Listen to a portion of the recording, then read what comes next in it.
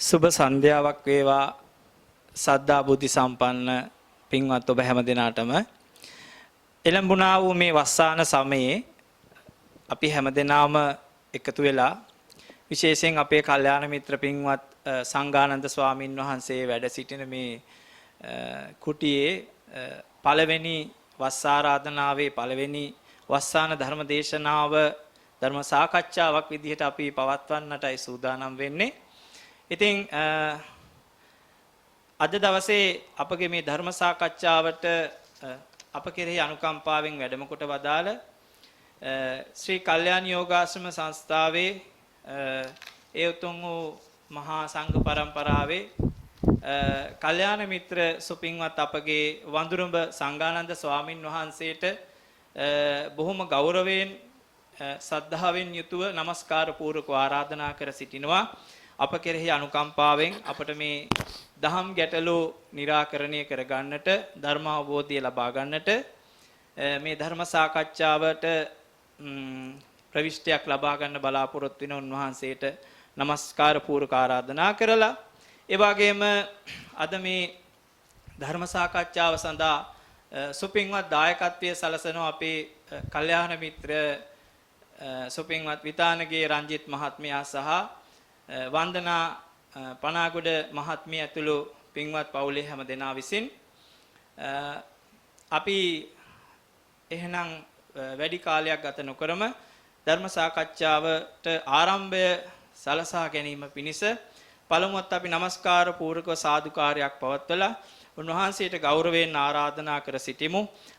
මේ ධර්ම සාකච්ඡාවට ප්‍රවිෂ්ටයක් සලසා දෙන්න කියලා හැමදෙනාම සාදුකාරයක් පවත්වමු. साधु साधु साधु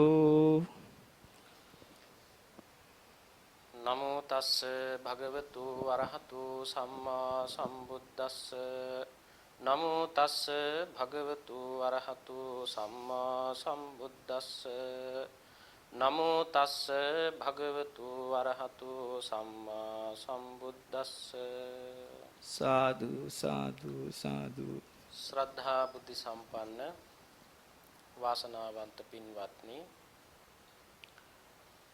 2021 වර්ෂයේ වස්සාන සමයේ පවත්වනු ලබන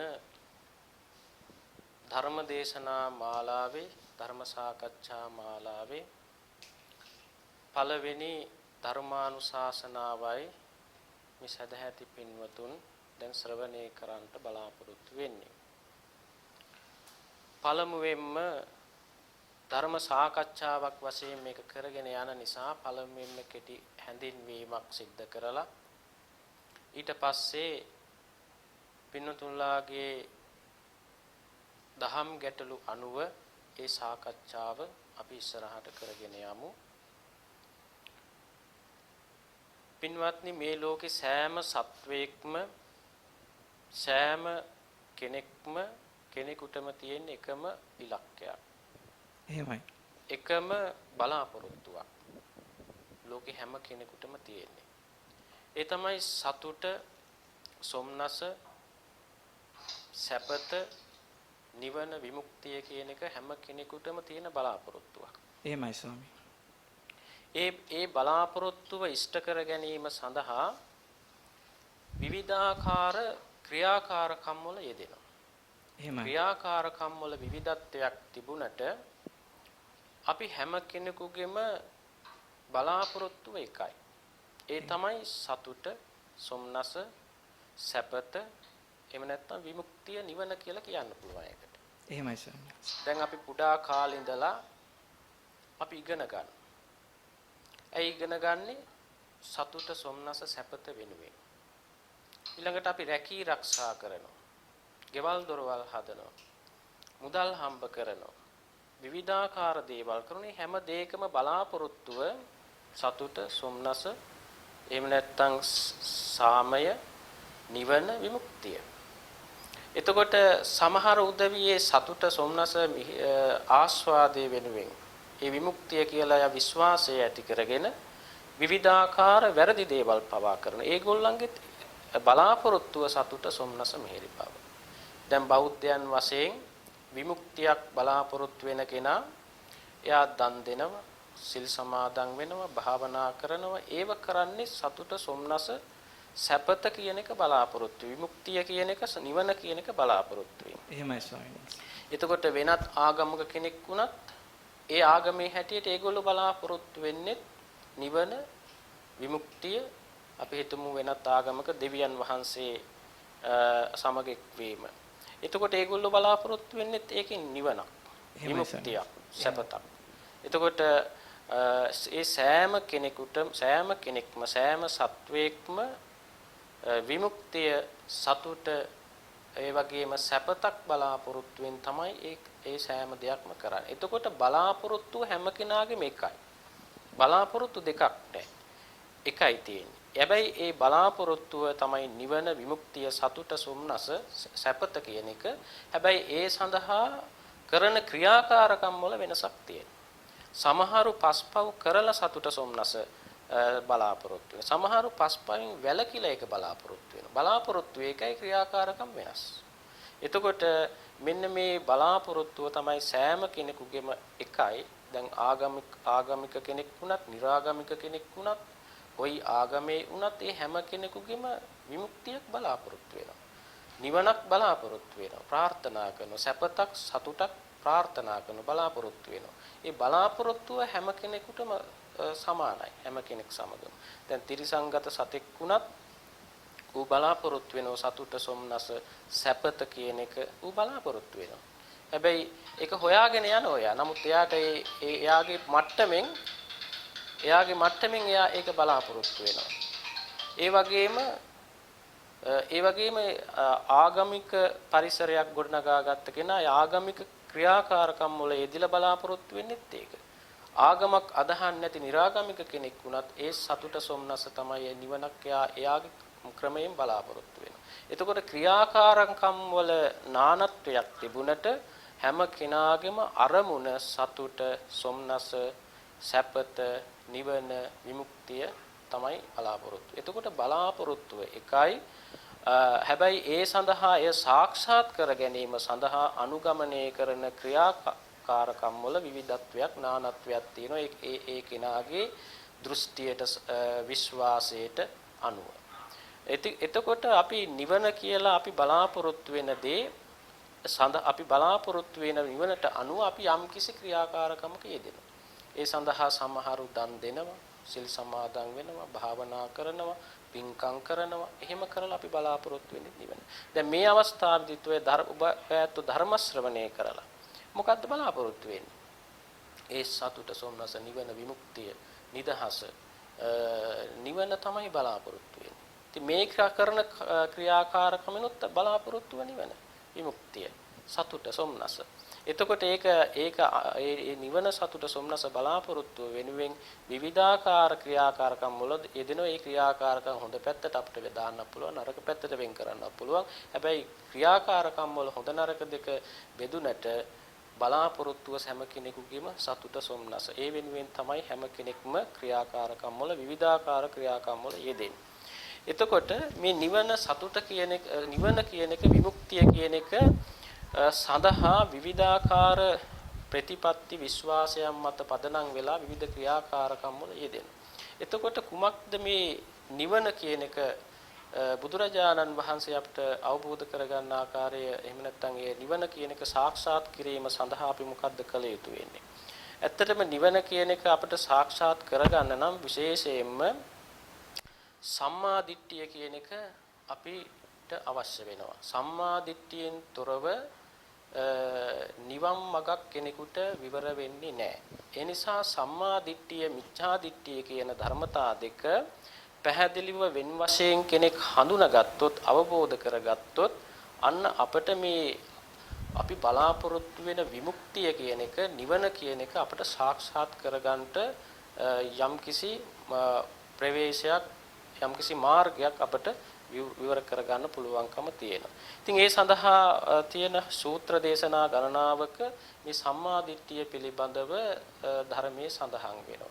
අපි උදාහරණයකට ගත්තොත් මජ්ක්‍ධිම නිකායේ තියෙන මහා චත්තාරිස්ක කියන සූත්‍ර දේශනාව. මජ්ක්‍ධිම නිකායේ උපරිපන්නාසකේ සඳහන් වෙන මහා චත්තාරික කියන සූත්‍ර දේශනාවේ සඳහන් වෙනවා කතමාච භික්කවේ සම්මාදිට්ඨි සම්මාදිට්ඨි පහම් භික්කවේ ද්වයන් වදාමි අත්ති භික්කවේ සම්මාදිට්ඨි සාසවා පුඤ්ඤභාගියා උපදි වේපක්කා අත්ති භික්කවේ සම්මාදිට්ඨි අරියා අනාසවා ලෝකුත්තරා මග්ගංගා මෙන්න මේ සූත්‍ර දේශනාවේ බුදුරජාණන් වහන්සේ මේ සම්මා දිට්ඨිය කියන එක කොටස් දෙකකට බෙදලා උගන්වනවා. අත්තිබික්කවේ සම්මා දිට්ඨි සාසවා පුඤ්ඤ භාගිය උපදිවේපක්කා. අන්න එක සම්මා දිට්ඨිය. ඒ සම්මා දිට්ඨියට කියනවා ලෞකික සම්මා දිට්ඨිය කියලා. එහෙම නැත්නම් කම්මස්සකතා සම්මා දිට්ඨිය කියලත් ඒ සම්මා දිට්ඨිය හඳුන්වනවා. එතකොට ඒක මේ ලෝකයේ තියෙන ලෝක සම්මතේ මත පදනම් වෙච්ච සම්මා දිට්ඨිය. පින්පව් දෙක පිළිගැනීම. ඉතින් ඒක විස්තර වශයෙන් ওই සඳහන් වෙනවා දසවස්තුක සම්‍යක් දෘෂ්ටිය වශයෙන් අත්ති දින්නම් අත්ති ඉට්ටං අත්ති හුතං අත්ති සුකට දුක්ඛටානං කම්මානං පලං විපාකෝ අත්ති අයම් මාතා අත්ති පිතා අත්ති මාතා අත්ති අයම් ලෝකෝ අත්ති පරලෝකෝ යනුවෙන් සඳහන් වෙනවා. එතකොට ඒ සම්මා දිට්ඨිය තියෙන කෙනා කර්මය කර්මඵලයේ විශ්වාස කරනවා. කර්මයේ කර්මඵලයේ විශ්වාස කරනවා. හැබැයි මේ සම්මා දිට්ඨිය ගොඩ නැගින්නේ මේ ලෝකයේ තුල. ඒක සාස්වත දෘෂ්ටිය තුල ඇත කියන අන්තයක් තුල තමයි මේ සම්මා දිට්ඨිය පැනවෙන්නේ. එතකොට මේ සම්මා දිට්ඨිය මේ ලෝකයේ තුල පැනවෙන ඇත කියන අන්තය තුල පැනවෙන සාස්වත දෘෂ්ටිය තුල පැනවෙන සම්මා දිට්ඨිය. හැබැයි ඒ සම්මා දිට්ඨියේදී නිවන් මඟ වැහෙනවා. හැබැයි සුගති මඟ ඇරෙනවා. අන්න එවැනි සම්මා දිට්ඨියක්. එතකොට ඒ සම්මා දිට්ඨිය තියෙන කෙනාගේ ස්වභාවය තමයි ওই දසවස්තුක සම්‍යක් දෘෂ්ටියේ ඒක විස්තර වශයෙන් සඳහන් වෙන්නේ. ඒ කෙනා අත්ති දින්නම් දාන ආදී පින්කම් වල ඵල විපාක ඇත කියලා විශ්වාස කරනවා. ඇත. ඵල විපාකයක් ඇති නිසා එයා පින්පව් අදහාගෙන කම්ඵල විශ්වාසයෙන් දම් පින්කම් කරනවා. මොකද දාන ආදී පින්කම් වල ඵල විපාකයක් තියෙන නිසා. එතකොට මේ සම්මාදිට්ඨිය ආශ්‍රව සහිතයි. මේ සම්මාදිට්ඨිය අවිද්‍යාව තියෙනවා, කෙලෙස් තියෙනවා, ආශ්‍රව තියෙනවා. මේ සාසව පුඤ්ඤ භාග්‍ය පිනක් සැස් වෙනවා. ඒ වගේ මේ පිනට අනුරූපීව විපාක සකස් වෙනවා. සසර ගමන පැවැත්ම තමයි මේ සම්මාදිට්ඨිය තුල කොට නැගෙන්නේ. ඒ සම්මාදිට්ඨිය තුල සංසාර විමුක්තියක් නිවනක් එහෙම බලාපොරොත්තු වෙන්න බෑ. ඒ සම්මාදිට්ඨිය තුල පින කියන මේ සංස්කාර ගොඩ නැගෙනවා. ඒ සංස්කාර සසර පැවැත්මටයි පවතින්නේ. මොකද මේ සම්මාදිට්ඨිය පැනවෙන්නේ අන්තයක් තුල. ඉතින් නිවනක් කියන නිවන නිර්වාණ ධර්මයේ සාක්ෂාත් වෙන්නේ නැහැ ඒ සම්මාදිට්ඨිය තුල. හැබැයි සුගති මග විවෘත වෙනවා. නිවන් මග ඒ සම්මාදිට්ඨිය වැහෙනවා. එතකොට ඒ සම්මාදිට්ඨියත් අභිභවාගිය තැන තමයි අර ලෝකෝත්තර සම්මාදිට්ඨිය ගැන ධර්මයේ සඳහන් වෙන්නේ ඇත නැත අන්ත දෙකෙන්ම මිදුණු තැන.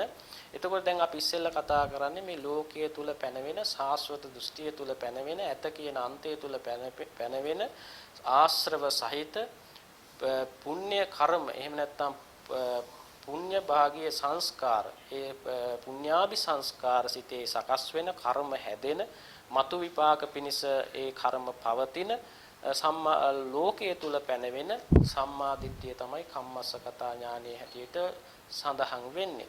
එතකොට මේ සම්මා දිට්ඨිය තුල දුන්න දේ ඵල විපාක තියෙනවා. බුදුරජාණන් වහන්සේට කරන ගෞරව උපහාර පුද පූජාවල ඵල විපාක තියෙනවා. සේවා කටයුතු වල ඵල විපාක තියෙනවා. අත්ති සුකට දුක්ඛටානං කම්මානං ඵලං විපාකෝ. එතකොට අපි සිත කය වචනයෙන් කරන හොඳ දෙයට හොඳ විපාකත් නරක දෙයට නරක විපාකත් තියෙනවා කියන විශ්වාසය. ඒ සම්මා දිට්ඨියට අයිති කොටස් ඔය සඳහන් වෙන්නේ. අත්ති අයං ලෝකෝ අත්ති පරලෝකෝ. අපි ඒ ලෝකෙ ඉඳලා මේ ලෝකෙට ආවේ කර්මානුරූප. ඒතර මෙලවක් තියෙනවා. මේ ජීවිතය අවසන් වුණාම ජීවිතය එතනින් ඉවර වෙන්නේ නැහැ. යලි කර්මානුරූප උපතක් කරා යනවා. අපි රැස්පත් කරගත්ත පින පව දෙක අනුව මෙහෙම සසරක් තියෙනවා. පරලොවක් තියෙනවා. මේ පින පව දෙකට අනුව මේ ඉපදිවිදි මෙරි මේ ගමන් කරන සංසාර ගමනක් යනවා. එතකොට මෙන්න මේ සසර ගමන කර්මානුරූපව යන බව එයා පිළිගන්නවා. අන්න එතකොට අර ඒ සම්මා දිට්ඨිය විශ්වාස කරන කෙනා මෙලවක් ඇත පරලොවක් ඇත. එතකොට පරලොව කර්මානුරූප පුනර්භවයක් ලබනකොට කර්මානුරූපව කෙනෙක් උප්පත්තිය ලබන බව ඒකෙනා පිළිගන්නවා. එතකොට ඉබේ යනව නෙවෙයි, දෙවියෙක් විසින් සසරේ අපි අරවන් යනව නෙවෙයි, කවුරුවත් ආරාධනා කළ සසරේ යනව නෙවෙයි, මේ කර්මයට අනුව පිනපව කියන ධර්මතා දෙකට අනුව සසරේ යන බව එයාගේ පිළිගැනීම. ඒක විශ්වාසයක්.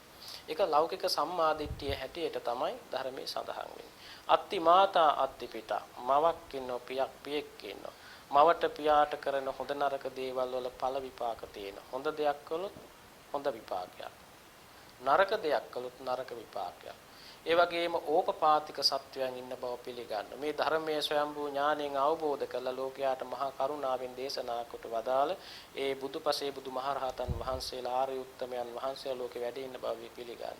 එතකොට මෙන්න මේ කරුණු කාරණා මේ ලෞකික සම්මාදිට්ඨිය තියෙන කෙනාට තියෙනවා. අන්න ඒ සම්මාදිට්ඨිය මත පදනම් පිහිටාගෙන එයා කම්පලා දහාගෙන දන් දෙනවා. කම්පලා දහාගෙන සීල් රකින්නවා, කම්පලා දහාගෙන භාවනා කරනවා, කම්පලා දහාගෙන ධර්ම ශ්‍රවණය කරනවා, කම්පලා දහාගෙන බුදුන් වඳිනවා, කම්පලා දහාගෙන ඒකේනා විවිධ පින් දෙනවා, පින් අනුමෝදන් වෙනවා, වතපිලිවෙත කරනවා. එතකොට විවිධාකාර වශයෙන් මේ ශාසනික වශයෙන් තියෙන පින්කම් සිද්ධ කරමින් ඒ කෙනා මේ පින කියන ශක්තිය තමයි දිනු කරන්නේ, පුණ්‍ය කර්මයන් දිනු කරනවා. එතකොට මේ කියන්නේ ලෞකික සම්මා දිට්ඨිය. එතකොට මේ සම්මා දිට්ඨියට අනුව කටයුතු කරන කෙනා එයා පින් රැස් කරගෙන මරණින් පසු මනුලොව දෙවිලොව කියන මේ සුගති ලෝකවල උප්පත්තිය ලබනවා. එතකොට සුගතියකට යන්න කෙනෙකුට පින කියන එක හැදෙනවා මෙන්න මේ කම්පල අදහන නුවණ නිසා. ඒක ලෞකික සම්මා දිට්ඨිය හැටියට තමයි ධර්මයේ සඳහන් වෙන්නේ. එතකොට ඒ සම්මාදිට්ඨිය නැති අය ඒ කෙනා නත්ති දින්නන් නත්ති ඊට්ටන් දුන්න දේ ඵල විපාකයක් නැත. අන්න එතකොට මිත්‍යා දෘෂ්ටිකයි. එතකොට එයා මෙලවක් පරලොවක් අදහන්නේ කම්පල විශ්වාසයක් නැහැ. සසර ගමනක් යනවා කියලා පිළිගැනීමක් නැහැ. පින්පව් දෙක පිළිගන්නේ නැහැ. ඉතින් අන්න ඒ උදවිය මිත්‍යා දෘෂ්ටිකයි එතකොට. එතකොට එයා තුල අර පිනට නැමෙන බව ඒ බව නෑ ඒ තුල. මොකද එයා මිත්‍යා දෘෂ්ටිකයි. දන් දෙන්න කැමති වෙන්නේ නෑ. ඒ අවස්ථාවේ දෙන්නේ නෑ. සිල් සමාදන් වෙන්න, භාවනා කරන්න, ධර්ම ශ්‍රවණය කරන්න, ඒ පින කියන එක රැස් කරන එක එයාගේ ජීවිතේ ඒ සකසා කෙරෙන්නේ නෑ. මොකද හේතුව මිත්‍යා දෘෂ්ටිකයි. මිත්‍යා දෘෂ්ටිය කියලා කියන්නේ පින්පව් දෙක පිළිගන්නේ නෑ. කර්මයේ කර්මඵලය අදහන්නේ නෑ. එතකොට මෙලොවක් පරලොවක් පිළිගැනීමක් නෑ. අන්න එතකොට මිත්‍යා දෘෂ්ටිකයි. ඒක ලෝකයේ තුල පැනවෙන සම්මාදිට්ඨි, මිච්ඡාදිට්ඨි. එතකොට ඔය ලෞකික සම්මාදිට්ඨිය කම්පල ආදහන නුවණත් ඉක්මෝල ගියපු තැනක් තමයි ලෝකෝත්තර සම්මාදිට්ඨිය. එතෙන්ද අරියා අනාසවා ලෝකුත්තරා මග්ගංගා කියලා මහා චත්තාරීසක සූත්‍රයේ සඳහන් වෙන්නේ. එතකොට ඒ සම්මාදිට්ඨිය මේ ලෝකයේ තුල පැනවෙන සම්මාදිට්ඨිය නෙවෙයි. දැන් සාස්වත කම්පලා අදහන නුවණ අපි යමක් ඇති බවට පිළිගැනීම. මෙලවක් ඇත, පරලොවක් ඇත, මව් ඇත, පියා ඇත, දුන් දේ ඵල විපාක ඇත. මේ ඇත කියන අන්තය තුල පැනවෙන සම්මාදිට්ඨියක් තමයි ලෞකික සම්මාදිට්ඨිය. ලෝකෝත්තර සම්මාදිට්ඨියට යනකොට ඒකේන ඇත කියන අන්තය යාට පැනවෙන්නේ නැහැ. එතකොට නැත කියන අන්තයත් පැනවෙන්නේ නැහැ. එතකොට අන්න ඒකේනා ලෝකෝත්තර සම්මාදිට්ඨියට යනකොට ඇත නැත අන්ත දෙකින් මිදිලා. එතකොට ඔය සාපේක්ෂතාවයෙන් මිදිලා ඒකේනා තුල ශූන්‍යතාවයේ ඒකත්වයේ කියන ධර්මතාවයේ ගොඩ නැගෙනවා. ඒක ලෝකෝත්තර සම්මාදිට්ඨිය හැටියට තමයි ධර්මයේ සඳහන් වෙන්නේ. ඒ ලෝකෝත්තර සම්මාදිට්ඨියට යනකොට ඇත කියලා ඒකේනාට යම්කිසි දෙයක් පැනවෙන්නේ නැහැ. නැත කියලා දෙයක් පැනවෙන්නෙත් නැහැ. හේතුම් පටිච්ච සම්භූතං හේතු භංගා නිරුජ්ජති. හේතු ප්‍රත්‍යයෙන් යමක් හට ගන්නවද ඒ හේතු නිරුද්ධ වෙනකොට ඵලය නිරුද්ධ වෙනවා. අන්න එතකොට ඇත කියන්නෙත් නැතුව නැත කියන්නෙත් නැතුව හේතුඵල ධර්මතාවයක් ඒකේනා තමන්ගේ ජීවිතය තුල දකින්න. ඒ මත ගොඩනැගෙන සම්මාදිට්ඨිය තමයි ලෝකෝත්තර සම්මාදිට්ඨිය ගණයට යන්නේ. එතකොට මෙන්න මෙහෙම සම්මාදිට්ඨි දෙකක් මහා චත්තාරීසක සූත්‍ර දේශනාවේ උගන්වනවා. එතකොට ලෞකික සම්මාදිට්ඨිය, ලෝකෝත්තර සම්මාදිට්ඨිය. එතකොට මෙන්න මේ සම්මාදිට්ඨිය මත තමයි අපි මේ සංසාර ගමන සුවපත් කර ගැනීම, සසරින් එතර වීමත් කියන ධර්මතා දෙක තීරණය වෙන්නේ. කම්මස්සකතා සම්මාදිට්ඨිය තුල ඉඳගෙන අපිට පින් දහම් කරන්න පුළුවන්, පින දියුණු කරන්න පුළුවන්. ලෝකෝත්තර සම්මාදිට්ඨිය ගොඩනගා ගත්තාම මේ පිනත් පවත් ඒක අරියා අනාසවා ලෝකුත්තරා මග්ගංග. එතන පින් පව් දෙක පැනවෙන්නේ නැහැ. පින රැස් වෙන්නෙත් නැහැ, පව රැස් වෙන්නෙත් නැහැ. කර්මක්ෂය වෙන සම්තන. එතකොට ඒක පටිසෝතගාමී කියලායි ධර්මයේ හඳුන්වන්නේ. අර සම්මාදිට්ඨිය ලෞකික සම්මාදිට්ඨිය අනුසෝතගාමී සසර යනවා. එතකොට ඒ සසර යන ඔයා පින් රැස් කර කර සුගති ලෝකවල උප්පත්තිය ලැබමින් සැප විපාක ලැබමින් ජරා ව්‍යාධි මරණ වලින් මිදහස් වෙන්නේ ඒක යලි යලි ඒ කෙනාට හම්බ වෙනවා යලි උපතක් සකස් වෙන නිසා. නමුත් ලෝකෝත්තර සම්මාදිට්ඨියට යනකොට ඒ කෙනාට යලි උපතක් සකස් වෙන්නේ නැහැ. පින්පව් දෙක පැනවෙන්නේ නැහැ.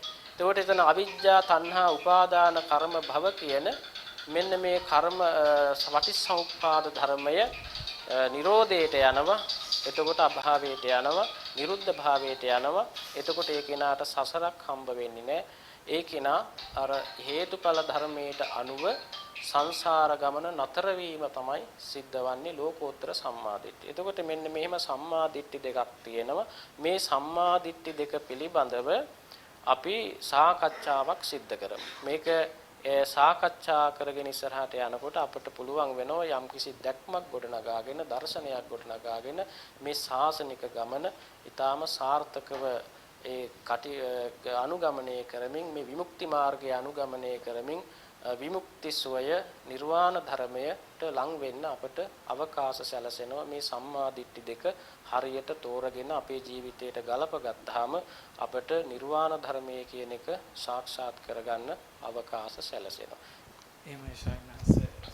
ඔබ වහන්සේට බොහොමත්ම පිං අපේ ධර්ම සාකච්ඡාවට හොඳ ප්‍රවිෂ්ටයක් ලබා දුන්නා. මේ බෞද්ධයාගේ මුඛ්‍ය පරමාර්ථය කුමක්ද?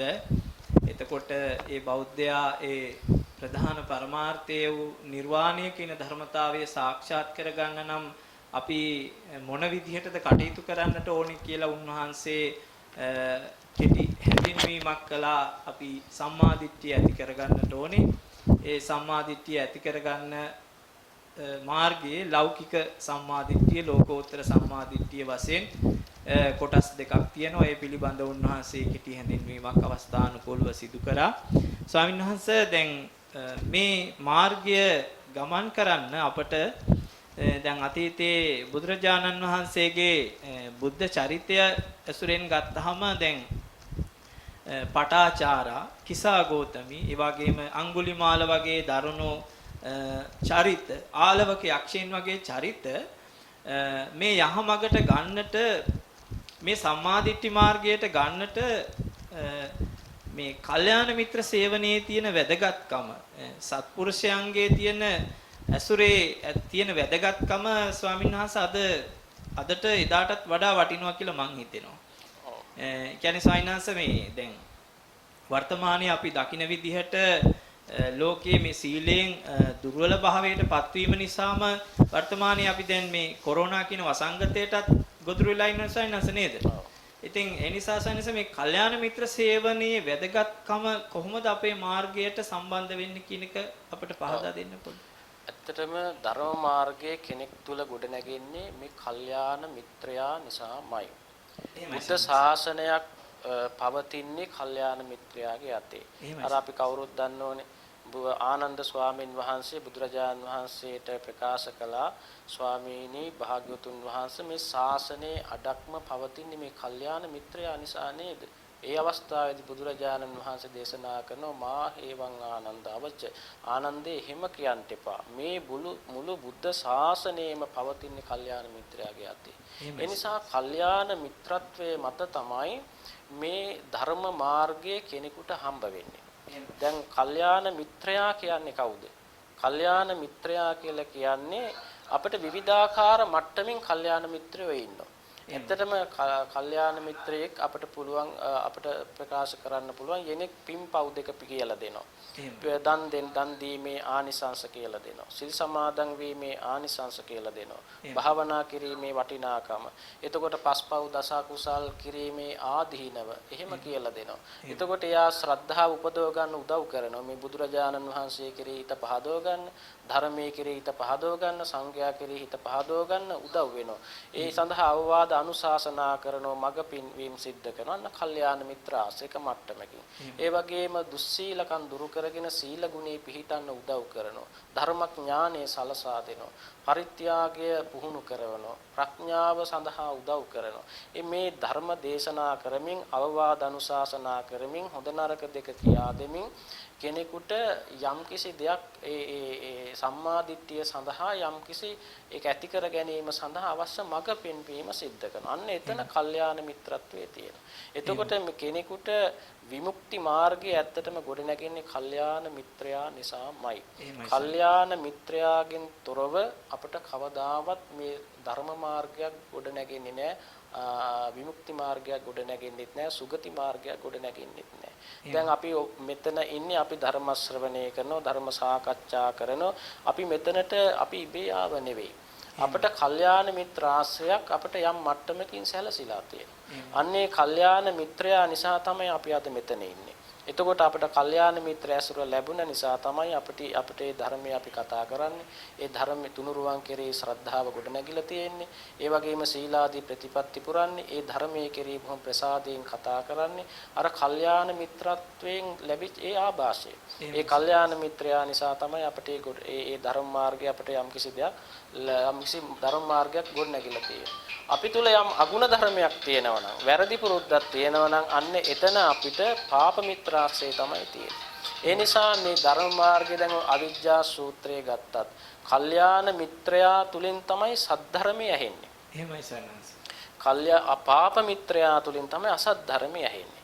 එතකොට කල්යාණ මිත්‍රයාගෙන් සද්ධර්මය ඇහුවාම අන්න ඒ කෙනා ඒ සද්ධර්මය අහලා ඒ සද්ධර්ම ශ්‍රවණයෙන් ඒ කෙනා ශ්‍රද්ධාවන්ත කෙනෙක් බවට පත් වෙනවා. එතකොට යම් කිසි කෙනෙකුට බුදුරජාණන් වහන්සේ කෙරෙහි ශ්‍රද්ධාවක් තියෙනවා නම් ධර්මයේ කෙරෙහි ශ්‍රද්ධාවක් තියෙනවා නම් ආර්ය මහා සංඝරත්නය කෙරෙහි ශ්‍රද්ධාව ගොඩනැගිලා තියෙනවා නම් ওই ශ්‍රද්ධාව හදලා දෙන්නේ කල්යාණ මිත්‍රයා. එතකොට කල්යාණ මිත්‍ර ඇසුරෙන් සද්ධර්ම ශ්‍රවණයෙන් තමයි ශ්‍රද්ධාව කියන එක ගොඩනැගුණේ. ඒ ශ්‍රද්ධාව නිසා තමයි කෙනෙක් තුල යෝනිසෝ මනසිකාරය ඇති වෙන්නේ. යෝනිසෝ මනසිකාරය තුලින් තමයි මේ සිහිනුවන කියන එක කෙනෙක් තුල ගොඩනැගෙන්නේ. සිහිනුවන ගොඩනැගුණාම තමයි මේ ඉන්ද්‍රිය සංවරය ගොඩනැගෙන්නේ. ඉන්ද්‍රිය සංවරය තුල තමයි දස කුසලයේ ගොඩනැගෙන්නේ. දස කුසලයේ තුල තමයි සතර සතිපට්ඨානය වැඩෙන්නේ. සතර සතිපට්ඨානය වෙන්නකොට සත්බොජ්ජංග විද්‍යා විමුක්ති කියන නිවන දක්වාම තියෙනවා. එතකොට මේ විජ්ජා අවිජ්ජා සූත්‍රයේ ඒක සඳහන් වෙනවා මේ ශාසනික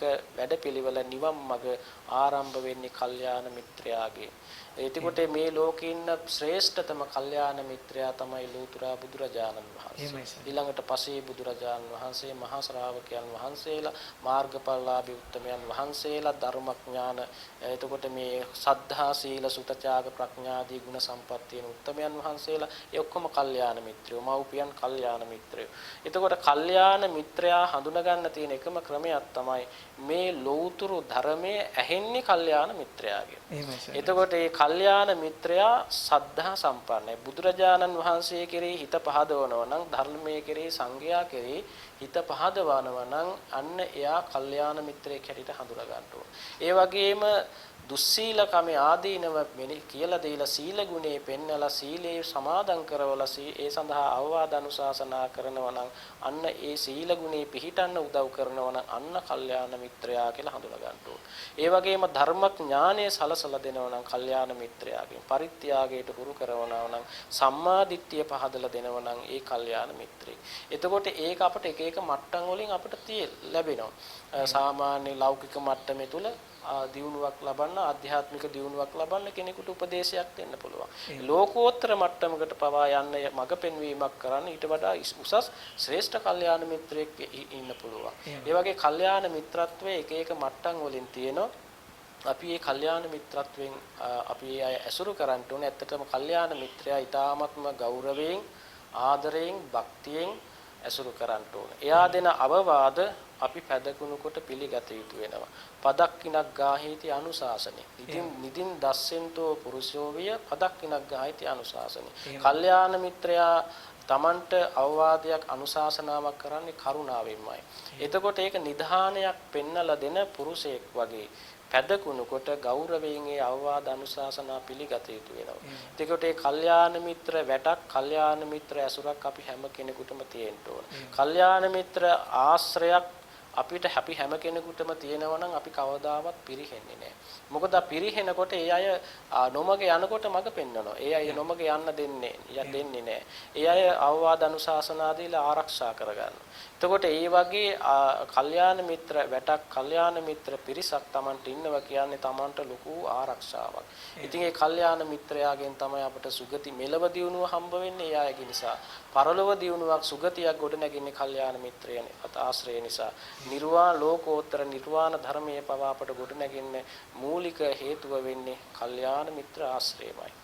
අපි මේ විදිහට කල්යාණ මිත්‍රයා ඊටාම ගරු සරු ඇතුව ආදර භක්තියෙන් ඇසුරු කළ යුතු වෙනවා. එහෙමයි. සයන්හන්සේට බොහොම සයන්හන්සේ අපට පැහැදිලිව ඒකට පිළිතුරක් ලබා දුන්නා. මේ කල්යාණ මිත්‍රයා කියන්නේ කොහොමද, කල්යාණ මිත්‍රයා අඳුරගන්නේ කොහොමද කියන කාරණාව. එසනස මේ සිව්වණක් පිරිස අතරම ඉන්න පුළුවන් නේද සයන්හන්ස? සිව්වණක් පිරිසම කල්යාණ මිත්‍රයෝ. දැන් බලන්න කෙනෙක් සෝතාපන්න වෙනවා නම් පළවෙනි සෝතාපන්න වෙන කෙනෙක් කල්යාණ මිත්‍රාසේ සද්ධර්ම ශ්‍රවණේ යෝනිසෝ මනසිකාරය ධම්මානුධම්ම ප්‍රතිපatti. එතකොට ඒ මූලිකත්වයේ දෙන්නේ කල්යාණ මිත්‍රයාගේ. දැන් ඔය අසේවනාච බාලානම් පණ්ඩිතානංච සේවනා. බාලයන් ඇසුරු නොකිරීම, පණ්ඩිතය ඇසුරු කිරීම. දැන් පණ්ඩිත අය කියනකොට කල්යාණ පණ්ඩිත කෙනෙකුගේ ස්වභාවය තමයි පඬිතෙක් හඳුනා ගන්න ස්වභාවය තමයි එයා කයින් වැරදි කරන්නේ නැහැ. වචනයෙන් වැරදි කරන්නේ නැහැ. සිතින් වැරදි කරන්නේ නැහැ. දුක්කට කම්මකාරී, දුබ්භාසිත භාසී, දුච්චින්තිත චින්ති. එතකොට ඒ පඬිත කෙනා ඒ නොමනා සිතුවිලි හිතන්නේ නැහැ. එතකොට නොමනා වචන කතා කරන්නේ, නොමනා ක්‍රියාවන් සිද්ධ කරන්නේ. එතකොට ඒ කයින් වචනෙන් මනසින් තුන්දොරින් යහපතේ හැසිරෙන කෙනාට කියනවා පඬිතය කියලා. කයින් වචනයෙන් සිතින් අයහපතේ හැසිරෙන කෙනාට කියනවා බාලය කියලා. එතකොට මෙන්න මේ බාලයා පඬිතේ අසේවනාච බාලාන බාලයන් ඇසුරු නොකොට යුතුයි. කයින් වචනයෙන් සිතින් නොමග ගියපු වැරදි කරන දසා කුසලයට ජීවිතේ වැටිච්ච එවැනි අය බාලයෝ හැටියට සඳහන්. බාල ලක්ෂණ උපාප කාගෙත් ළඟක් තියෙනවා. එතකොට පඬිත ලක්ෂණයක් තමයි කයින් යහපතේ හැසිරෙන, වචනෙන් යහපතේ හැසිරෙන, මනසින් යහපතේ හැසිරෙන. එතකොට ඒ අසේවනාච බාලානම් පණ්ඩිතානංච සේවනා. දැන් ධර්ම ශ්‍රවණ සෝතාපන්න කෙනෙක් වුණත් දැන් කෙනෙක් සම්මාදිට්ඨියටපත් වෙනවා. සම්මාදිට්ඨියටපත් වෙන්න කරුණු දෙකක් හේතු වෙනවා. එකක් තමයි සද්ධර්ම ශ්‍රවණය, අනිත් එක තමයි යෝනිසෝ මනසිකාරය. එතකොට සද්ධර්මයේ ශ්‍රවණය වෙන්නේ කාගෙන්ද? කල්යාණ මිත්‍රයාගෙන්. ඒක කල්යාණ මිත්‍රාශ්‍රයෙන් සද්ධර්මයේ ශ්‍රවණය කරන ඒ සද්ධර්ම ශ්‍රවණේ යෝනිසෝ මනසිකාරයේ ගොඩ නැගෙන, යෝනිසෝ මනසිකාරයෙන් ධම්මානුධම්ම ප්‍රතිපatti ගොඩ නැගෙන. ඔය කරුණු හතර අනුගමනය කරන කෙනෙක් තමයි ආර්ය භාවයට පවාපත් වෙන්නේ. සංසාර විමුක්තිය පවා සලසා ගන්න සමර්ථ වෙන්නේ. ඒ නිසා කල්යාණ මිත්‍ර ආශ්‍රය ඊ타ත්ම වැදගත් කාරණයක්. අපි ඒක බොහොම ගරුසරු ඇතුව ආශ්‍රයකට යුතුයි. අපට ලොකු කල්යාණ මිත්‍රාශ්‍රයක් ලැබෙනවා කියන්නේ ඇත්තටම අපේ පින ඒක. එහෙමයි. කෙනෙකුට කල්යාණ මිත්‍රාශ්‍රය තියෙනවා කියන්නේ ලොකු පිනක්. අර දුර්ලභ කාරණා අතර එකක් තමයි සත්පුරුෂ සංසේවනය. එහෙමයි. සත්පුරුෂ සංසේවනය පරම දුර්ලභ කාරණයක්. ඒ දුර්ලභ කාරණේ කෙනෙකුට ලබන්ට වාසනාව ලැබුණා කියන්නේ ඇත්තටම පෙර පිනකට තමයි කල්යාණ මිත්‍රයෝ කෙනෙකුට හම්බ වෙන්නේ. එහෙමයි සයන්හන්ස, ඔබ වහන්සේට බොහොමත් පිං. අපි මේ සාකච්ඡාව මේ කරගෙන යන අතරතුරේදී විශේෂයෙන් තව බොහෝ පිරිසක් Zoom තාක්ෂණයේ ඔස්සේ තමයි අපිත් එක්ක මේ ධර්ම සාකච්ඡාවට සම්බන්ධ වෙන්නේ. ඒ වගේම අපේ මේ නිසරණ කුටියේ මේ වස් ආරාධනා පින්කම වෙනුවෙන් YouTube channel එකක් නිර්මාණය කරා. ඉතින් ඒ ඔස්සේ මේ ධර්ම සාකච්ඡා විකාශනය කරමින් සිටින්නේ අපි. ඒ නිසා මේ අපේ Zoom තාක්ෂණිය ඔස්සේ අපි සම්බන්ධ වෙන මේ පින්කමේ දායක පින්වතුන් බොහෝමයක් ඉන්නවා. ඉතින් ඒ අතරින් යම් දහම් ගැටලුවක් විමසන්න තියෙන කෙනෙක් ඉන්නවා නම් දැන් අපි අවස්ථාව ලබා දෙනවා එතුමන්ට ස්වාමින් වහන්සේට බොහොම කෙටියෙන් දහම් ගැටලුව ඉදිරිපත් කරන්න කියලා.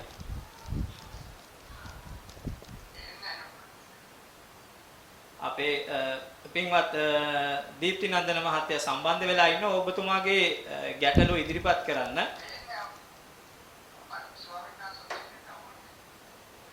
ඔබේ ගැටලුව ඉදිරිපත් කරන ඔබ අපට ඇහෙනවා මං හිතන්නේ.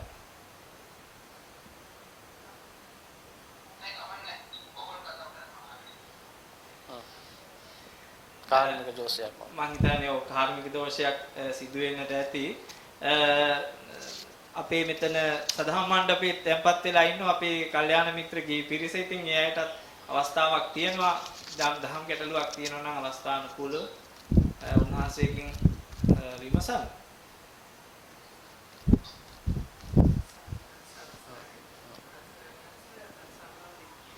ඇත්තටම ඔය අහපු ප්‍රශ්නය ලෞකික සම්මාදිට්ඨියට අදාළ දෙයක් නෙවෙයි ලෝකෝත්තර සම්මාදිට්ඨියට සාපේක්ෂව අහපු ප්‍රශ්නයක්. ඇත්තටම කම්මස්සකතා සම්මාදිට්ඨිය කියන එක තියෙන්නේ ඇත කියන අන්තය තුල. එතකොට ඇත කියන අන්තය තුල අපට ලෝකෝත්තර සම්මාදිට්ඨියට ගොඩ නැගෙන්න බෑ. එතකොට ඇත කියන බව ඇත කියලා අපි මානසිකව හදාගන්න එක ඒක අන්තයක් හැටියට අපි දකින්න ඕන. දැන් කොහොමද ඒක දකින්නේ? දැන් අපි හිතමු දැන් අපි ওই භාවනා කර්මස්ථාන වඩනවා. දැන් අපි හිතමු යම්කිසි භාවනා කර්මස්ථානයක් අපි හිතමු මෛත්‍රී භාවනාව කියලා. අපි මෛත්‍රී භාවනාව වඩනකොට දිශා වශයෙන් මෙත්සිත වඩනවා. ප්‍රදේශ වශයෙන් අපි මෙත්සිත වඩන අවස්ථා තියෙනවා.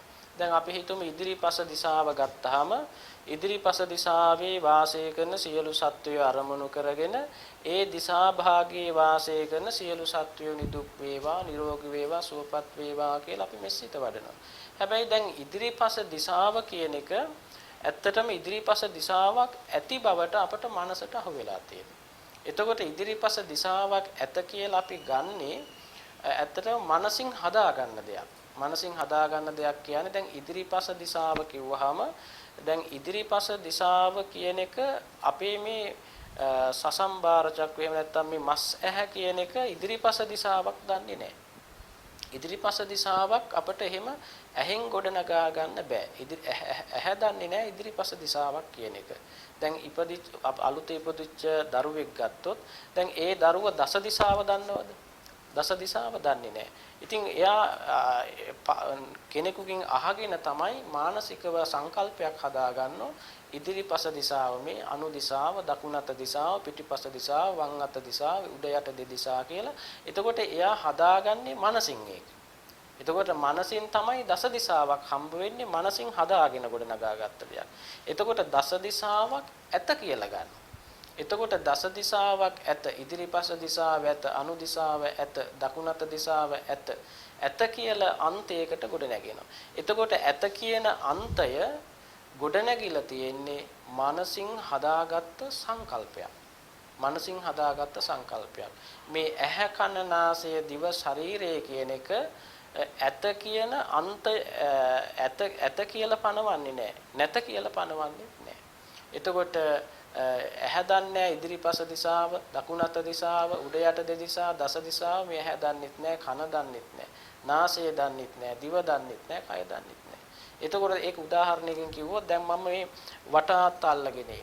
මේ පුටුව අල්ලගෙන ඉන්නවා. මේ පුටුව දන්නේ නැහැ, පුටුවට කියන්න බෑ මේ කෙනෙක් වාඩි වෙලා ඉන්නවා කියලා. පුටුව දන්නේ නැහැ. දැන් මේ අත දන්නෙත් නැහැ වටාත්තක් තියෙනවා කියලා. දැන් වටාත්ත මේ පුටුවට මෙහෙම තට්ටු කරොත් වටාත්ත දන්නේ නැහැ මේක පුටුවක් කියලා පුටුව දන්නේ නැහැ වටාත්තක් කියලා.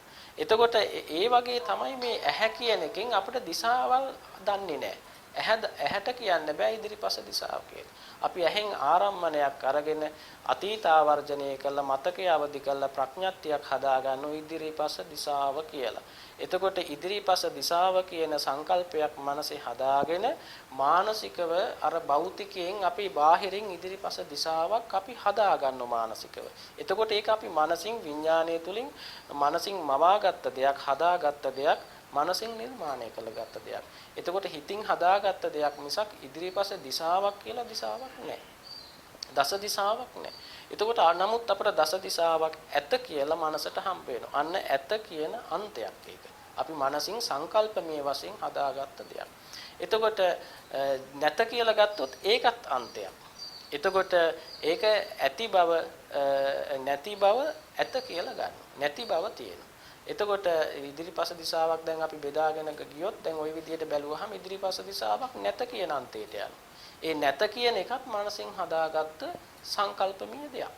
එතකොට අපට ඉදිරිපස දිශාව, ඉදිරිපස අනු දිශාව, දස දිශාව මනසට හම්බ වෙන්නේ. දස දිශාව කියන එක අපි මනසින් හදාගත්ත සංකල්පයක් විතරයි.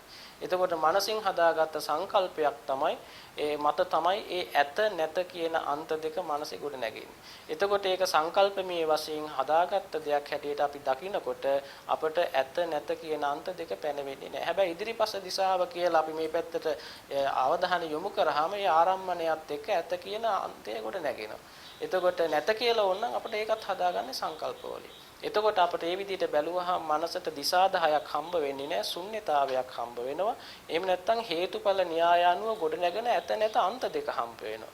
ඒ අන්ත දෙක කියන එකත් මනසින් මවාගත්ත හදාගත්ත දෙයක්, සංකල්පමේ මත ගොඩ නැගිච්ච දෙයක් මිසක් එහෙම දිශා 10ක් ඇත්තටම නැහැ. එහෙම නැහැ. එහෙම මනසින් හදාගත්ත දෙයක්.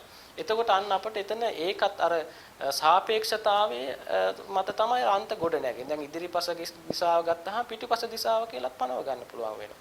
වම් අත දිශාව කියලා පනව ගත්තාම ඒකට සාපේක්ෂව දකුණු අත දිශාවකුත් තියෙනවා. උඩ දිශාව කියලා අපි මනසින් හදාගත්තාම උඩ දිශාවට සාපේක්ෂව යට දිශාවක් තියෙනවා. එතකොට එතන සාපේක්ෂතාවය.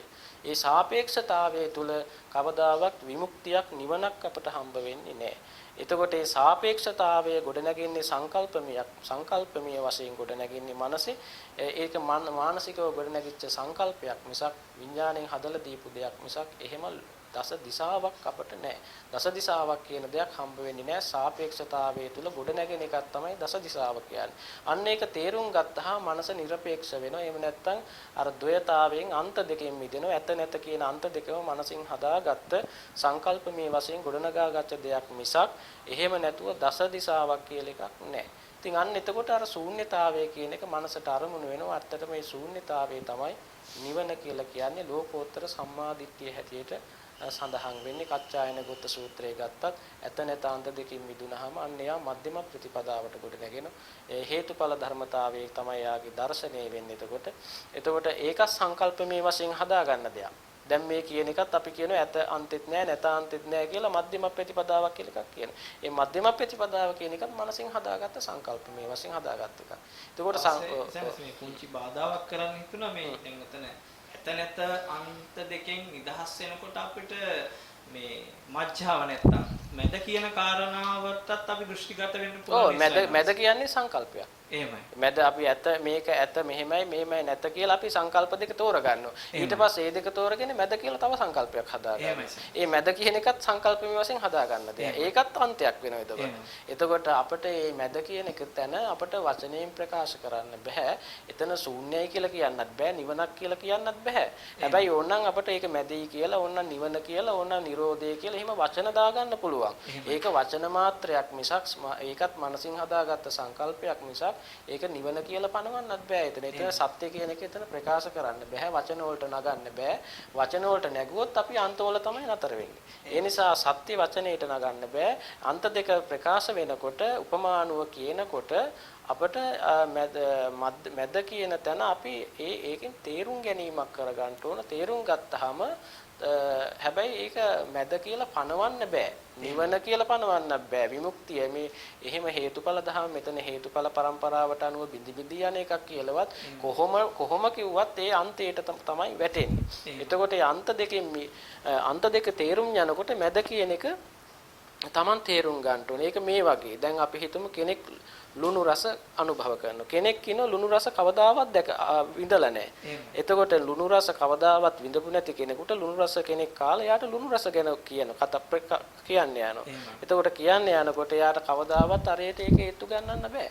නමුත් ඒක යාට කියන්න පුළුවන් වචන වලින් ඒ වචන වල නිවන ඇත්තෙත් නැහැ. අන්ත තමයි ඒ තුලක් තියෙන්නේ. එතකොට අපි ඒක තේරුම් ගන්න ඕනේ. ඊ타ත්ම සියුම් තැනක්.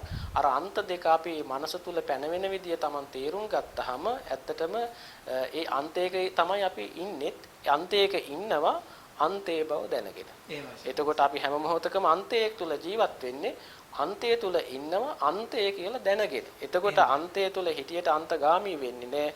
අන්තය තුල අපි කටයුතු කරනවා අන්තය කියලා දැනගෙන. එතකොට අපි අන්තයට යන්නේ නැහැ. එහෙමයි. සායනස දැන් මේ අර සම්මාදිට්ඨි සූත්‍රයේදී සාරිපුත්ත මහෝත්තමයාණන් වහන්සේ සඳහන් කරනෝ නේද මේ බුද්ධ ධම්ම සංඥාන තිසරණයේ පිහිටි පමණිනුත් සම්මාදිට්ඨියට පැමිණෙනවා කියලා කාරණාවක් මුලින් සඳහන් කරගෙන යන නිසා එතනදී මොකද්ද?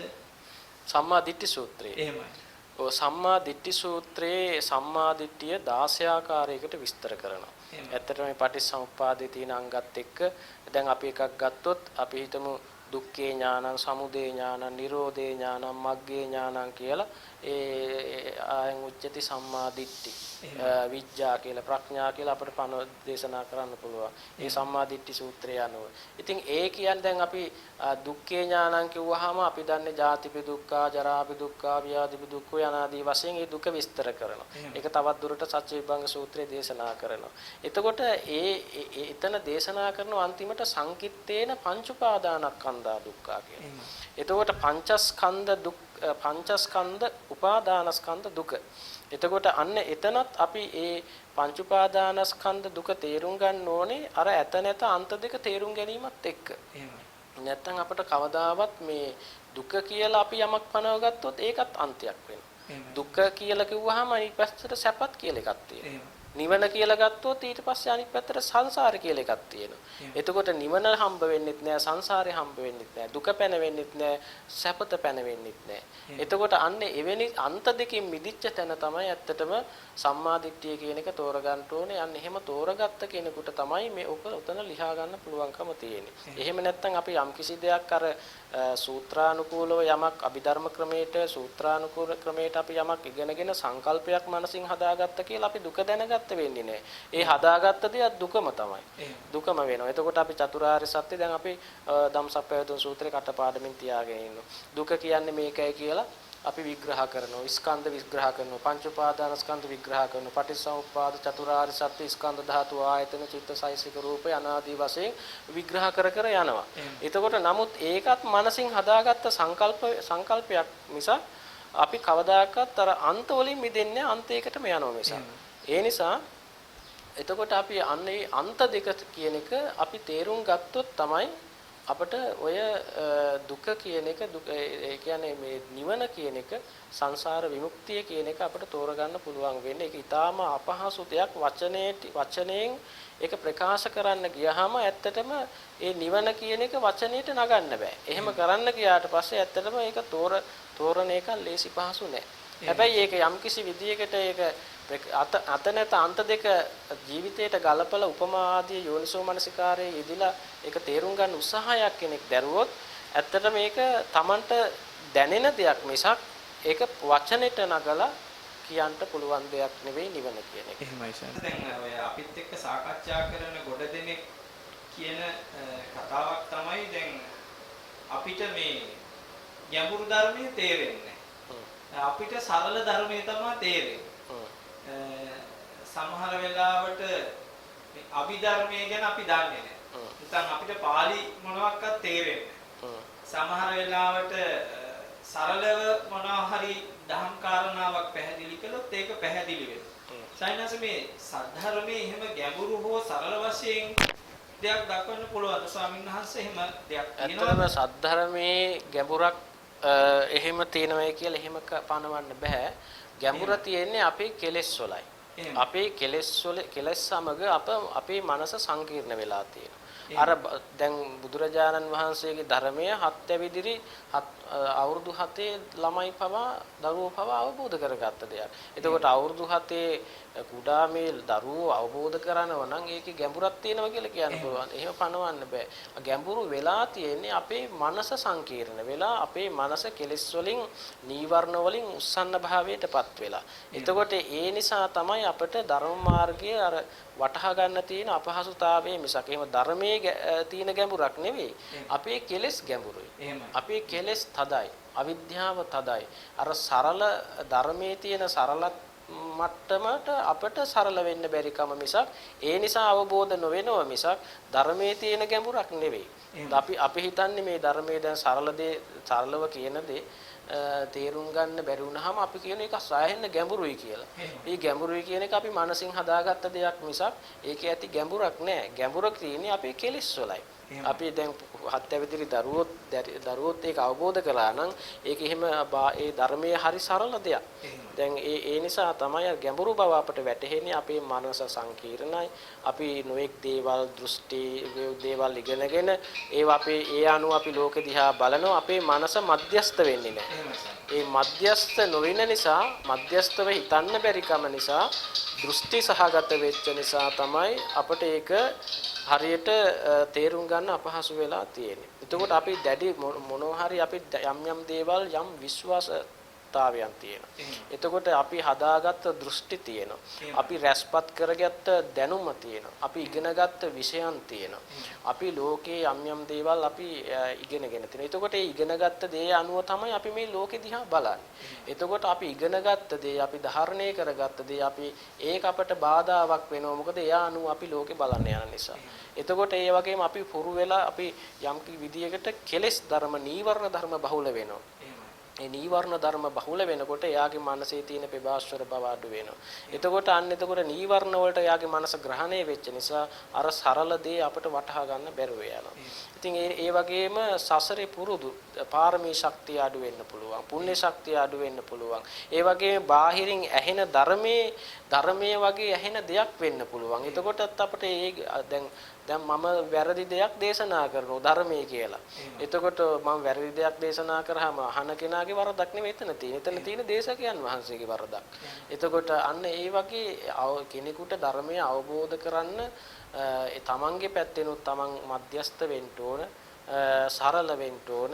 ඒ වගේම නිවැරදි කල්යාණ මිත්‍රාශ්‍රයක් යටතේ සද්ධර්මයේ ඇහෙන්න ඕන. එතකොට ධර්මයේ කියන එක හරි සරල දෙයක් හැටියට තමයි සඳහන් වෙන්නේ. ඒක සරල බව අපට සරල වෙන්නේ නැත්තේ අපේ මනසේ තියෙන කෙලෙස් ධර්මවල තදබල භාවයේ නිසා මිසක් වෙන එතන ගැඹුරක් නැහැ.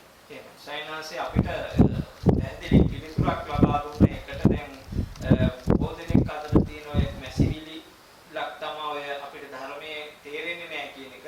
ඉතින් පොදුවේ අපි ගත්තාම ඇත්තටම මේ ගැඹුරු ධර්මයේ සරල ධර්මයේ වශයෙන් ගත්තාම අර උන්වහන්සේ පැහැදිලි කළා මේ අපි ගාව තියෙන කාමච්ඡන්ද ව්‍යාපාද දීන මිද්ධාදී මේ පංච නීවරණ කෙලෙස් වලින් අපි මේ ලෝකෙට බැඳිලා ඉන්න නිසා මේ භාග්‍යතුන් වහන්සේ අවබෝධ කරගත්ත ධම තේරුම් ගන්න අපේ මනස සකස් වෙලා නැහැ නේද?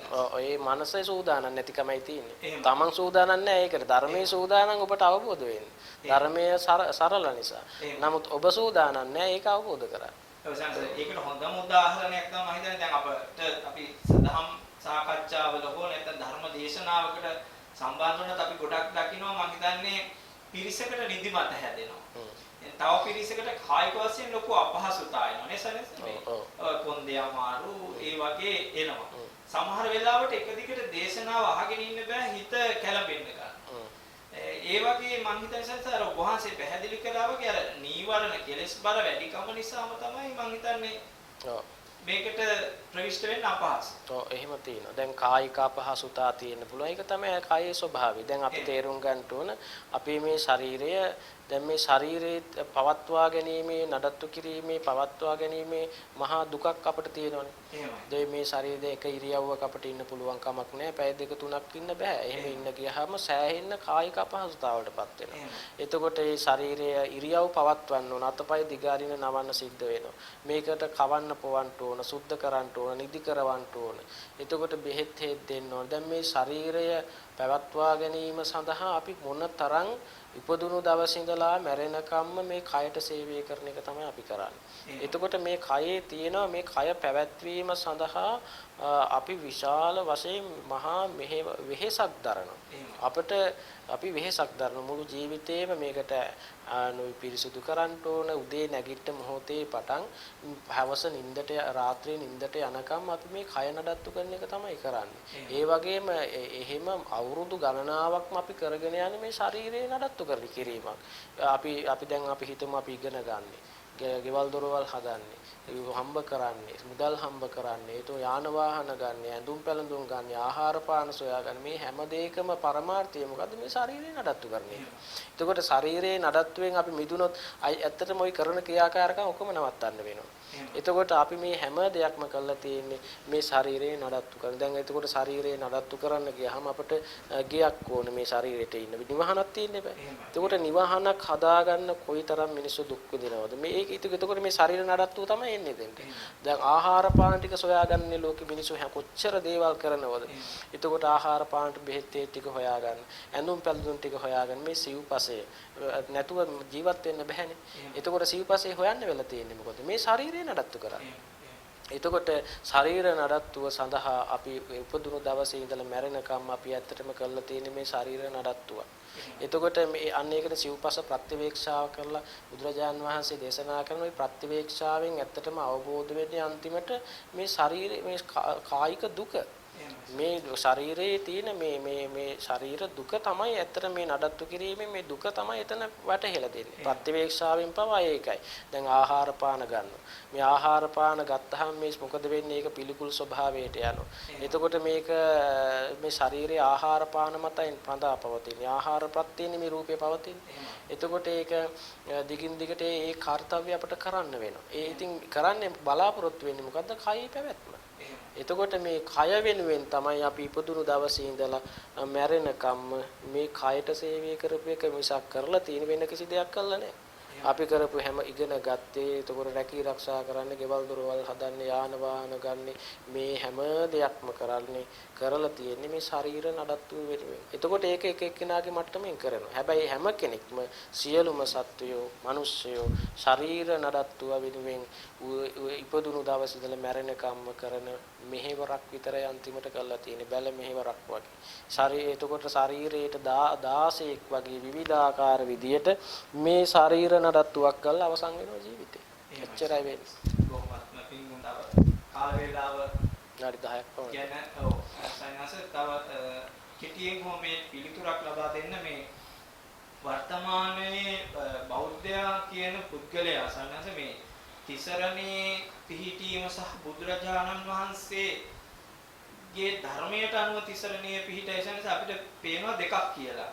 සාමාන්‍යයෙන් ඒ කියන්නේ බෞද්ධයා යා යුතු තිසරණය තුල ඇත්තටම ඉන්නවද? මොකද මේ වර්තමානයේ දකින්න ඒ බුදුරජාණන් වහන්සේ පවා යම්කිසි මේ දේවවාදී ඇදහිීමකට ලක් කරගෙන භාග්‍යතුන් වහන්සේගෙන් යම් දේවල් ඉල්ලන තත්ත්වයක් තියෙනවා. දැන් අපි දැක්කාම රුවන්වැලි මහා සෑය වේවා, ජයශ්‍රී මහ බෝධීන් වහන්සේ වේවා.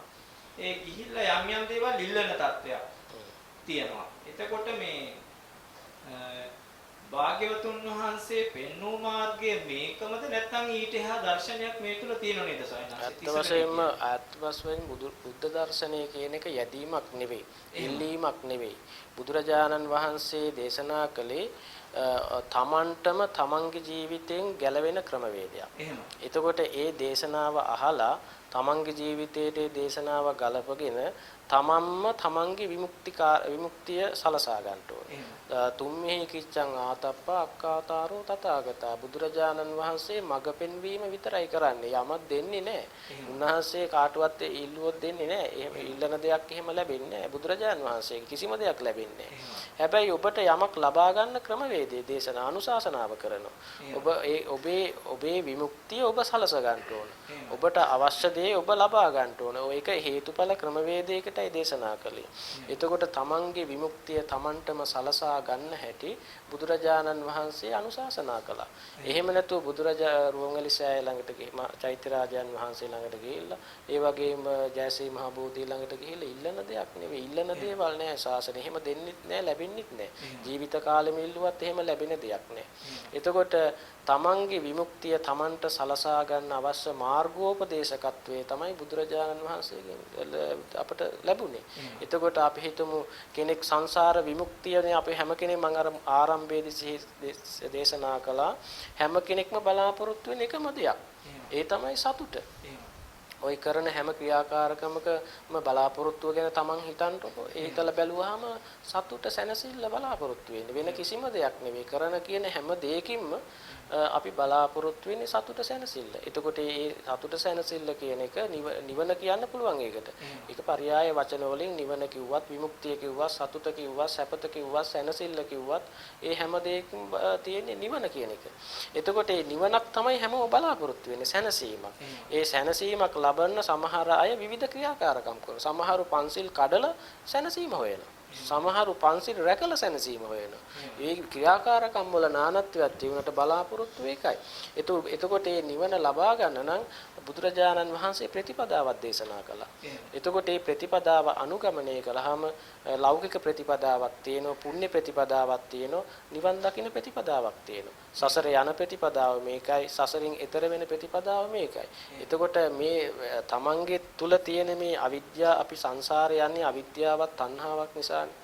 මේ අවිද්‍යාව නිසා මිත්‍යා දිට්ඨිය නිසානේ මේ සංසාරය අපිට ඉපිදි මෙරි මේ ඉමක් කොනන් පරතරයක් නොපෙනෙන මේ සංසාර ගමනකට යන්නේ. වර එක මිනිස්සෙක් වෙනවා, වර එක නිරේ උපදිනවා, තිරිසන් ලෝකවල උපදිනවා, പ്രേත ලෝකවල උපදිනවා, කර්මානුරූප දෙවියන් වෙලා බ්‍රහ්මයන් වෙලා විවිධාකාර ජීවිත ලැබමින් කර්මානුරූපව සංසාර ගමනක් ගමන් කරන්නේ. එතකොට මේ සංසාර ගමනේට ගමන් කරන්නේ අවිද්‍යාව, තණ්හා, උපාදාන කර්ම නිසා. එතකොට මෙන්න මෙහෙම මේ පැවැත්මක් තියෙනවා. ඒ වගේ මේකට නැවැත්මකුත් තියෙනවා. එතකොට පැවැත්ම සිද්ධවන්නේ මෙහෙමයි, ඒක ඔබ තුලින් දකින්න ඕන. නැවැත්ම සිද්ධ වෙන්නේ මෙන්න මෙහෙම, ඒක ඔබ තුලින් දකින්න ඕන. එතකොට දකින්න විදිය බුදුරජාණන් වහන්සේ දේශනා කළා. උපමා උපමේය අනුව දේශනා කළා. ඒ දේශනාව අහලා සංසාර ගමන නැවැත්මක් තියෙන්නේ තමන්ගේ අතේ. සංසාර ගමන පැවැත්ම තියෙන්නේ තමන්ගේ අතේ. දුක තියෙන්නේ, දුකින් නිදහස් වීම තියෙන්නේ තමන්ගේ අතේ. දුක යලි යලි ලැබෙන හේතුවත් නැති වෙන්නත් ඒ දෙකම තියෙන්නේ තමන්ගේ අත මත මිසක් අර බාහිර කෙනෙක් කමන් දුකට ලක් කරනව නෙවෙයි. බාහිරින් අපට කිසිම දෙයක් ලබන්න පුළුවන් කමක් නැහැ. ඒ කියන්නේ යාඥා කළා හරි අපි යම් කිසි දෙයක් ඉල්ලලා හරි ප්‍රාර්ථනා කළා හරි එහෙම ලබන්න පුළුවන් දෙයක් නැහැ. ඒ ලබාගත යුතු ක්‍රමවේදයේ බුදුරජාණන් වහන්සේ දේශනා කළ අර සම්මා දිට්ඨිය සසරෙන් විමුක්තියක් නිවනක් සැනසෙල්ලක් බලාපොරොත්තු වෙන කෙනා මේ අවිද්‍යාව නිසා මේක පැවැත්ම සිද්ධ වෙනව බවත් හේතුඵල න්‍යාය තේරුම් ගන්න ඕන. අවිද්‍යාව කියන එක තෝරගෙන අවිද්‍යාව කියන ධර්මතාවය පදනම් කරගෙන තමයි සංසාරය යන්නේ. මේ අවිද්‍යාව තෝරගත්තට පස්සේ සම්මා දිට්ඨිය ප්‍රඥාව උපදව ගත්තට පස්සේ සසර ගමන නතර වෙනවා. එතකොට සසර ගමනේ පැවැත්ම තියෙන්නේ තමන් තුලයි, නැවැත්ම තියෙන්නේ තමා තුලයි. රහතන් වහන්සේ ඉන්නේ තමන් තුල, පෘථග්ජනයා ඉන්නේ තමන් තුල, දෙවියා ඉන්නේ තමන් තුල, තිරිසන් සතා ඉන්නේ තමන් තුල, ඒ වගේම නිර්සත්වයා ඉන්නේ තමන් තුලම. එතකොට මේ රහතන් වහන්සේ නමක් මේ අපි හැම කෙනෙක් ළඟම ඉන්නවා. ඒ රහතන් වහන්සේ මතු කරගන්න නම් අර සම්මා දිට්ඨිය කියන ධර්මතාවය අපේ ජීවිත තුල ගොඩනගා ගන්න ඕන. එතකොට තමයි අපිට මේ සංසාර විමුක්තිය හම්බ වෙන්නේ. එතකොට ලැබෙන්න තියෙන සියලුම දේවල් ලැබෙනවා. ලැබෙන්නේ හැම දෙයක්ම ලැබෙනවා. එතකොට ලැබෙන්න නම් නිවන කියන ධර්මතාවය අපි සාක්ෂාත් කරාට පස්සේ ලබන්න තියෙන සියලුම දේවල් ලැබුවා වෙනවා. රහතන් වහන්සේලා ගැන යම් සඳහන් කිරීමක් කරා. ඒ නිසා මේ මා සමග මේ මෑත භාගයේදී පහුගිය දින කිහිපෙම හිතවත් අපේ කල්‍යාණ මිත්‍රත් එක්ක ධර්ම සාකච්ඡා ඔය සිදුවේ නොයේ අතරේ සයිනස් මේ බොහෝ කාලයකදී මුණ ගැහිච්ච බොහෝ පිරිසක් අතරේ මට දකින්න ලැබුණා මේ මම සෝවාන් වෙච්ච හාමුදුරුවෝ නමකගෙම බණ අහන්නට ඕනේ. මම කැලේ ඉන්න රහතන් වහන්සේ නමක්ම හොයාගෙන යන්නට ඕනේ. මේ ඒ ස්වාමීන් වහන්සේ බිම්බලාගෙන වඩින්නේ නැහැ නේ. අර ස්වාමීන් වහන්සේ හයියෙන් වඩිනවා. ඒතර උන්වහන්සේ ටිකක් හයියෙන් කතා කරනවා. ඉතින් මේ මට කැමති ස්වාමීන් වහන්සේ මං හොයාගෙන යන්න ඕනේ. සනසර මට ගැළපෙන ධර්මයක් හොයාගෙන යන එහෙම තත්ත්වයක් සනස තියෙන මේ ඒ හැල්මේ දුවන බොහෝ පිරිසක් සයන සමහරක් වෙලාවට ත්‍රිපිටක ධර්මයක් පරිශීලනය කරමින් බොහෝ සද්ධාවෙන් යනවා. නමුත් සයනස මේ බාහිරයේ පුද්ගලයේ නිවනක් බලමින් තමසනස මේකෙන් පිහිටක් ගන්න බලාපොරොත්තු. ඇත්තටම එයා ඉතින් එහෙම යනවනම් ඒ ධර්මයක් නෙවෙයි පුජ්‍යලයක් නේ හොයන් යන්නේ. එහෙම අපිට පුජ්‍යලය හොයාගෙන ගිහිල්ලා අපිට කවදාවත් අපිට හම්බ වෙන්නේ පුජ්‍යලයෝන්ගේ හොඳ නරක දෙක මිසක් අපිට කවදාකවත් ධර්මයක් හම්බ වෙන්නේ නැහැ. අපි හොයන්න ඕනේ අපි හැම කෙනෙකුටම ඇහුම්කන් දෙන්න ඕන. ඇහුම්කන් දෙන්න ඕනේ. ඒ වගේම ත්‍රිපිටක ධර්මයේ කියවන්න ඕන. කල්යාණ මිත්‍රය හොයාගෙන ගිහිල්ලා කල්යාණ මිත්‍රයන්ට ඇහුම්කන් දෙන්න ඕන. ඇහුම්කන් දීලා ඒක තේරුම් ගන්නවා තමයි අපි උත්සාහවත් වෙන්න ඕනේ. එයා සෝතාපන්න වෙලාද නැද්ද, රහත් වෙලාද නැද්ද, නැද්ද කියන එක නෙවෙයි අපි හොයන්න ඕනේ. අපිට ඒක හොයාගත්තයි කියමු හොයාගත්තත් අපිට වැඩක් වෙන්නේ නැහැ. අපිට ලැබෙන දෙයක් නැහැ. අපි හිතමු රහතන් වහන්සේ කියන නමක් කියලා හරියටම දැනගත්ත කියලා. ඒ දැනගත්තයි කියලා අපිට ලැබෙන දෙයක් නැහැ. උන්වහන්සේ දේශනා කරන දේ තුලින් අපි යම්කිසි දෙයක් තේරුම් ගන්න උත්සාහ දරුවොත් තමයි අපිට ඒකෙන් යහපතක් වෙන්නේ. ඒ නිසා ඉන්නේ රහතන් වහන්සේ නමක්ද පුතත්ජන කෙනෙක්ද කියන එක නෙවෙයි වැදගත් වෙන්නේ. අපි මේ කල්යාණ මිත්‍ර ස්වාමින් වහන්සේලා හොයාගෙන ඇසුරු කරලා උන්වහන්සේලාගෙන් යම් උන්වහන්සේලා දන්න දහම දකින්න දහම අහගන්න ඕන. උන්වහන්සේලාගෙන් විස්තර කරලා අහගන්න ඕනේ. අහගෙන අපි යෝනිසෝ මනසිකාරයේ යෙදিলা අපි තේරුම් ගන්න උත්සාහවත් වෙන්න ඕන.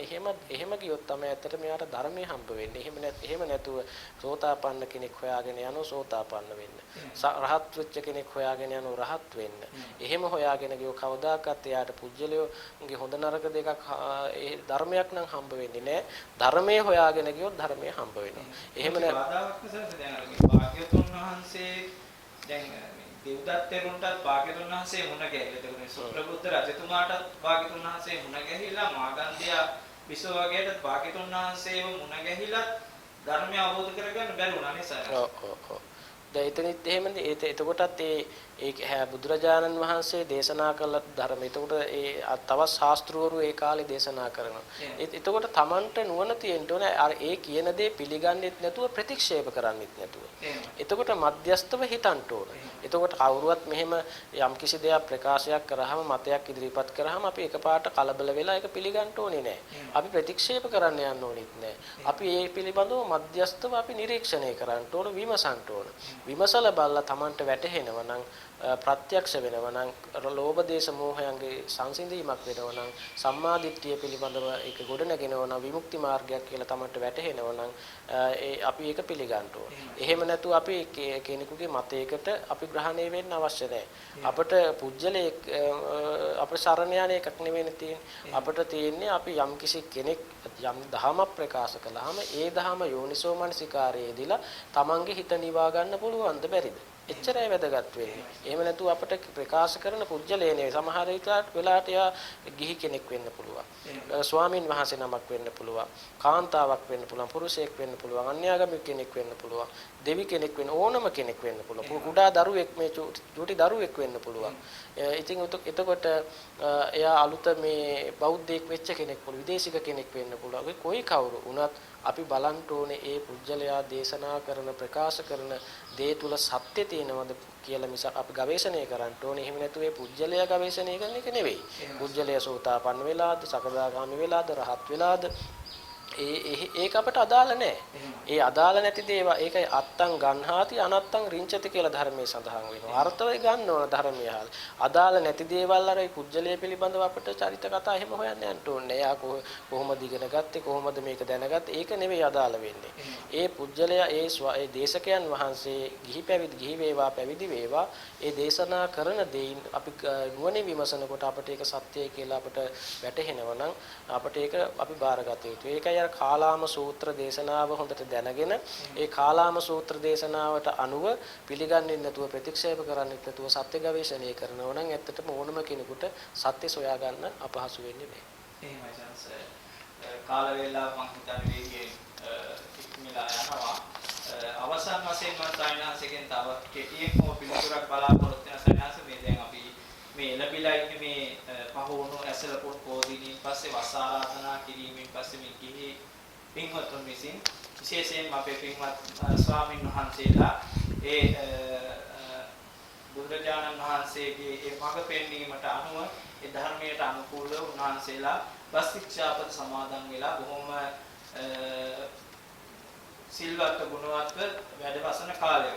ඉතින් මේ කාලේදී අපේ මේ ගිහි පින්වත්තුන් විශේෂයෙන්ම උත්සාහවන්ත වෙනවා මම හිතන්නේ වසරේ අනිත් කාලවලට වඩා සංස මේ කාලේදී වැඩියෙන් පින්කම් කරගන්න. සංඝයා වහන්සේලාට වැඩියෙන් උපස්ථාන කරන්න. මේ කටින පින්කම්, කටිනය කියලා කියනකොට වස් පින්කම් කියලා කියනවා මේ කාලේදී දානයක් පූජා කරගන්න හරි ආසයි. සමහර වෙලාවට වසරේ වෙන කාලයක ඒ ලොකු උත්සාහයක් තිබුණත් අර කටින පෙරහැර යන ඒ කටින චීවරයට යමක් පූජා කරන්න නැත්නම් අර ඒ එදා දවසේ විහාරස්ථානියට ගිහිල්ලා සබන් කෑල්ලක් Tamanට තියෙන වගේ දෙයක් මේ පුංචි දෙයක් හරි පූජා කරන්න පුදුම මේ ආසාවක් ගෞරවයක් තියෙනවා. සයනස මේ වස් කාලය තුල මේ වගේ පින්කම් කිරීමේ තියෙන විශේෂතාවය වැදගත්කමයි ඇත්තටම ඊට වැදගත් වෙන්නේ කොහොමද සයින්ස්? ඇත්ත වශයෙන්ම මේ කටින දැන් මේ වස්සාන සමය අපි ගත කරද්දී ඒ වස් ආරාධනාව සිද්ධ කළ ස්වාමීන් වහන්සේලා වස් සමාදන්ව විහාරස්ථානවල වස් ශිෂ්‍යාපදේ ආරක්ෂා කරගෙන උන්වහන්සේලා ආධ්‍යාත්මික දියුණු වීම සඳහායි කටයුතු කරමින් උන්වහන්සේලා විවේක සුවයෙන් කටයුතු කරනවා. ඉතින් ඒ කාලය තුළ උන්වහන්සේලා විශේෂයෙන් ගුණධර්ම වලට දියුණුව සඳහා උන්වහන්සේලා කැපවීමක් තියෙනවා. අධ්‍යාපනය ලැබෙන ස්වාමීන් වහන්සේලා ධර්මාධ්‍යයනයේ කටයුතු සඳහා උන්වහන්සේලා ඒ කටයුතු වල යෙදෙනවා. බණ භාවනා වල යෙදෙන ස්වාමීන් වහන්සේලා ඒ කටයුතු වල යෙදෙනවා. උන්වහන්සේලා තුල විශේෂයෙන් ගුණධර්ම දියුණු වෙන කාල පරිච්ඡේදයක් තමයි වස්සාන සමය. ඉතින් ඒ කාලේ උන්වහන්සේලා විශේෂයෙන් ධර්මයේ තුල මුළු දවසේම කටයුතු කරන්න උත්සාහවත් වෙන නිසා උන්වහන්සේලාට යමක් පූජා කිරීම, උන්වහන්සේලාට සිව්පසයෙන් උපස්ථාන කිරීම මහත්ඵල මහානිසංස වෙනවා කියන විශ්වාසය තියෙනවා. ඒ වගේම ඒ වස්පවසාන පින්කම වෙනුවෙන් ලොකු ආනිසංසය පිළිබඳව ලොකු පැහැදීමක් තියෙනවා. ඒ වස් අවසාන පින්කම, චීවර පූජාමේ පින්කම. ඉතින් ඒක මිනිස්යන් අතර දැදහැති යන අතර ඒ පින්කම කෙරෙහි ලොකු ගෞරවයක් තියෙනවා. ඒ ලොකු ආනිසංශයක් තිබෙන බව ඒ දේශනාවලින් අහලා තියෙනවා. මම හිතේ ඒ විශ්වාසය මත පදනම් වෙලා තමයි ওই වස්සාන සමයේ විශේෂයෙන් විහාරස්ථාන වලට ගිහිල්ලා ඒ ස්වාමින් වහන්සේලාගේ සැප දුක් සොයා බලලා උපස්ථාන කටයුතු සිද්ධ කරලා විහාර ප්‍රතිසංස්කරණ කටයුතු සිද්ධ කරමින් ඒ පින්කම් වලට සම්බන්ධ වෙන්න වැඩි කැමැත්තක් දක්වන්නේ ওই වස්සවසාන පින්කම වෙනුවෙන් සමගාමීව සිද්ධ වෙන පින්කම් නිසා කියලා අපි විශ්වාස කරනවා. එහෙමයි. සයින්හන්සේට බොහොමත්ම පින් අද දවසේ මේ නිස්සාරණ කුටියේ වස් ආරාධනා පින්කමෙන් පසුව පැවැතු ප්‍රථම ධර්ම සාකච්ඡා ධර්ම දේශනාමය පින්කමයි අද දවසේ මේ විදිහට නිමාවක් දකින්නට සූදානම් වෙන්නේ. ඉතින් අපේ මේ ධර්ම සාකච්ඡාවට බොහොම ගෞරවයෙන් ආරාධනා කිරීමෙන් වැඩම කොට වදාළ අපේ පින්වත් වඳුරබ සංඝානන්ද ස්වාමින් වහන්සේට নমස්කාර පූර්වක පුණ්‍යානුමෝදනා සහිතව ස්තුතිය පුද කර සිටිනවා.